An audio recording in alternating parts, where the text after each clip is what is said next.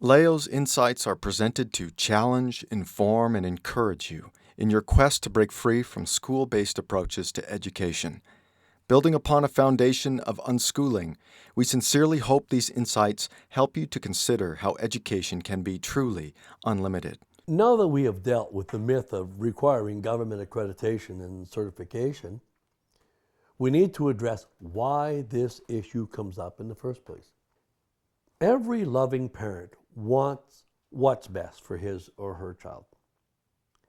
Home educating parents have the added desire to have the children educated so that all possible realistic options are made available for each child. If the only way they know and understand is through government programs and accreditation, then parents will desire to go that route. Should the parents desire this, there are a few options at their disposal. Although most vehemently not recommended, the most obvious way to accomplish accreditation is simply to send children back to high school. This, unfortunately, has been the main course taken throughout the history of home education, explaining why there is a much lower population of high school level home educating students than at the primary grades. It should be noted that if accreditation is truly desired, it is likely going to be far easier to simply go to the institution that specializes in just that. Trying to accomplish this at home can be a very daunting task that most often results in students quitting before the diploma is earned. Bear in mind that when students return to school, it means a loss of income for the home education provider. Therefore, following the classic example of if you can't beat them, join them, most providers find it easier to entice accreditation-seeking parents to stay by offering ways of meeting accreditation at home. This is far easier than educating parents about alternatives to accreditation. This is most likely because most providers actually do not know how to negotiate this.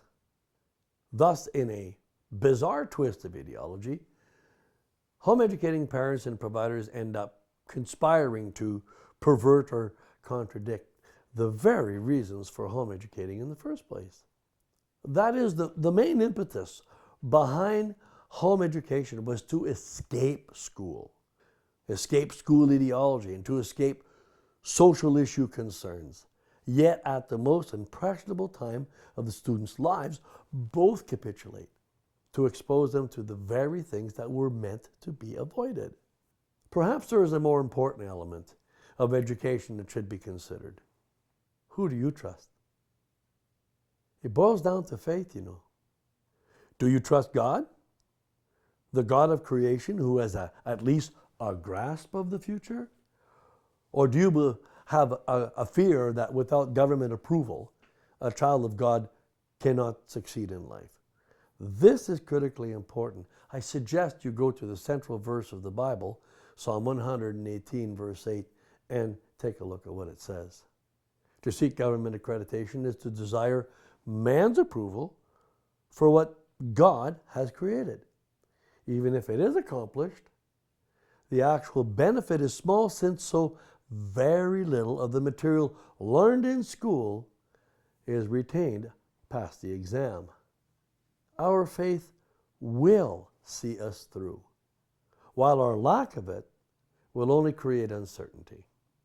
More importantly, why would we want to put the future of our children in the hands of the very government we largely distrust?